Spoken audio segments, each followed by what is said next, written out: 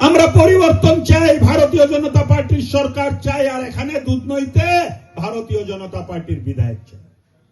ঠিক কিনা? চাইন কিনা? তাহলে কাকে জিকাতে হবে?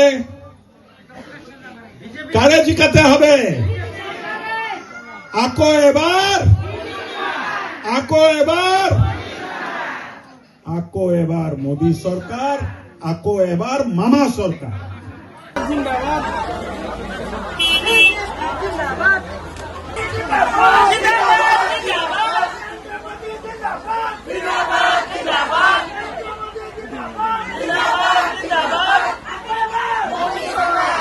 উৎসাহ আৰু উদ্দীপনা এইটো চাই মোক লাগি আছে যে ভাৰতীয় জনতা পাৰ্টিৰ দুয়ে প্ৰাৰ্থী বিপুল ভোটত জয় হৈ এবাৰ দিছপুৰত যাব, তাত কোনো সন্দেহ নাই। আগত আছিলে যে ৰাইজৰ এই উৎসাহটো আমি দেখা নাছিলো, কিন্তু পাৰ্লামেণ্ট ইলেকশ্যনৰ পৰা যেতিয়াৰ পৰা দুয়ে সমষ্টিত ভাৰতীয় জনতা পাৰ্টীয়ে লিড লৈছিল, তাৰ পৰা আমি গম পাইছিলো যে ৰাইজৰ বহুত উৎসাহ আছে। আগত এই ৰাইজে ভোট দিয়ে, কিন্তু আমাৰ প্ৰাৰ্থী জয় নহয়, কাৰণ আমাক ভোট দিয়া মানুহৰ এই সমষ্টিবোৰত সংখ্যাগৰিষ্ঠতা নাছিল। ডিলিমিটেশ্যনৰ পিছত আমাক ভোট দিয়া মানুহৰ সংখ্যাগৰিষ্ঠতা হোৱাৰ পিছত মানুহ উৎসাহত আছে। আৰু এইবাৰ গোৱালপাৰা পশ্চিম আৰু দুধনৈ এছেম্বলি চিটত ভাৰতীয় জনতা পাৰ্টিৰ প্ৰাৰ্থী ৰাইজৰ আশীৰ্বাদত বিপুল ভোটত জয় হৈ যাব। আৰু আকৌ এবাৰ ডক্টৰ হিমন্ত বিশ্ব শৰ্মাৰ নেতৃত্বত এক বলিষ্ঠ চৰকাৰ অসমত প্ৰতিষ্ঠা। এসময়ত আপোনাৰ সতীৰ্থ বাতাস উৰা এতিয়া আপোনাৰ প্ৰতিদ্বন্দ্বী কি ক'ব? হয়, ৰাজনীতি চলি থাকে, এইটো কোনো ইয়ে নাই, কিন্তু তেখেত য'ত যায় প্ৰতিদ্বন্দ্বী হৈছে, এই দলৰ কোনো অস্তিত্ব নাই। এই দলক ৰাইজে ভাল নাপায়। তাৰ কাৰণে মই ভাবো যে ঢেকীয়াজুলি সমষ্টিটো বিপুল ভোটত ৰাইজে ভাৰতীয় জনতা পাৰ্টি প্ৰাৰ্থী জিকাব। যাক পশ্চিমত সক্ৰিয় কৰ্মী আছিলে বিজেপিৰ পুৰন্দৰ ৰাভাৰ, টিকেট বঞ্চিতৰ কাৰণে তেওঁ নিৰ্দলীয় খেলিছে, প্ৰভাৱ পৰিব নেকি? আমি কথা পাতি আছো। মই ভাবো যে পুৰন্দৰ দা ভাৰতীয় জনতা পাৰ্টিৰ ভাল কাৰ্যকৰ্তা। স্থান কাল পৰিস্থিতি আৰু গোৱালপাৰা জিলাৰ অৱস্থা দেখি মই ভাবো যে তেখেতে এটা সঠিক সিদ্ধান্ত ল'বলৈ পাৰিব বুলি মই ভাবো। আৰু নিৰ্বাচনত ভাৰতীয় জনতা পাৰ্টিৰ হৈ তেখেতেও প্ৰচাৰ চলাব আৰু নামাঙ্কন পত্ৰ যিটো দিছে এইটো প্ৰত্যাহাৰ কৰিব বুলি মই আশাবান। মই তেখেতক ব্যক্তিগতভাৱে লগ পাই এই ৰিকুৱেষ্টটো ৰাখিম। দেখা গৈছে যে মনোনয়ন পত্ৰ দাখিলৰ সময়ত উপায়ুক্তৰ সন্মুখত আপুনি বহি মনোনয়ন পত্ৰ দাখিল কৰাটো ছচিয়েল মিডিয়াত চৰ্চা হৈছে, কি ক'ব? উপায়ুক্তৰ সন্মুখত যেতিয়া বহি থাকে, তিনজনকে ফটো তুলিব, 5 বাৰ ফটো তোলাব।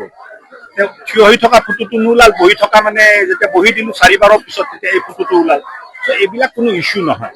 আইনক যদি সন্মান কৰে ভাৰতীয় জনতা পাৰ্টিয়ে সন্মান কৰে, সংবিধানক যদি সন্মান কৰে ভাৰতীয় জনতা পাৰ্টিয়ে সন্মান কৰে, আৰু সংবিধানক যদি অৱহেলা কৰে, সংবিধানক যদি দমন কৰিছে কংগ্ৰেছ পাৰ্টিয়ে ইমাৰ্জেঞ্চি আনি 1975ত জুলাই মাহত ইমাৰ্জেঞ্চি দি 18 মাহ সংবিধান বাতিল হৈ আছিলে। সংবিধানক হত্যা কৰা দলটোৰ নামে হ'ল কংগ্ৰেছ দল, আৰু সংবিধানক সন্মান কৰা দলটোৰ নামে হ'ল ভাৰতীয় জনতা পাৰ্টি। কি ক'লে? কংগ্ৰেছ AUDF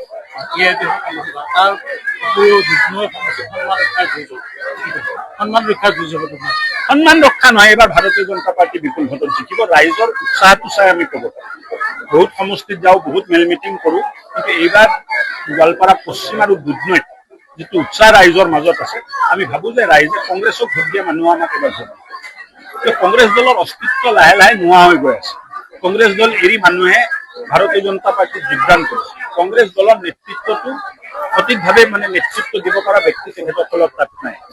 আৰু ৰাইজৰ লগত যোগাযোগ নথকা ব্যক্তিজনে যেতিয়া নেতৃত্ব দিয়ে, তেতিয়া ৰাইজে গম পায় যে এইটো দি কাম নহয়।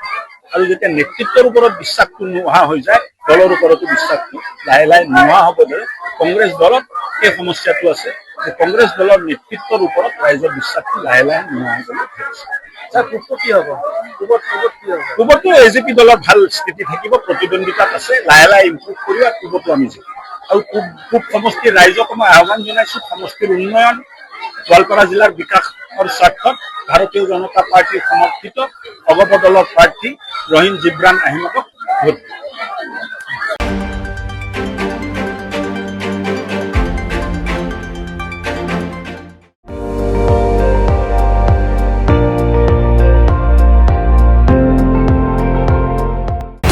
আপুনি চাই আছে ND24, সৰ্বশ্ৰেষ্ঠ নহয় সৰ্বোত্তমৰ দৌৰা।